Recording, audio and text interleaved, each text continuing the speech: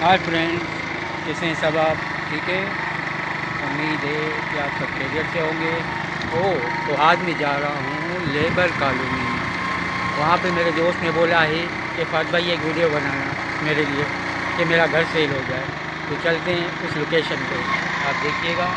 मैं आपको अभी थोड़ी देर में दिखाऊंगा वो वीडियो।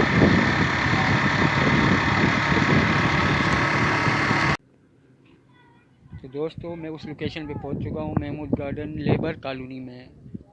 और बैक साइड पे आप मुझे देख सकते हैं कि ये घर है। एक ये दरवाज़ा, एक ये दरवाज़ा है, आप देख सकते हैं। ये घर सेल होने के लिए है। तो मेरे दोस्त ने बोला कि फात भाई ये वीडियो ज़रूर बनाना कि लोगों को पता चले कि ये मैं घर सेल कर रहा हूँ।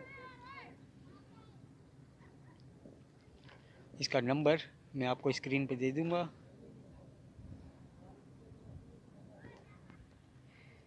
इसका नंबर स्क्रीन पे आएगा। इस नंबर पे कांटेक्ट करके आप हमसे पूछ सकते हैं कि घर घर के बारे में। सही है? ठीक है। वीडियो को पसंद आई हो तो लाइक और शेयर ज़रूर कीजिएगा। अल्लाह हाफिज़। दुआओं में याद।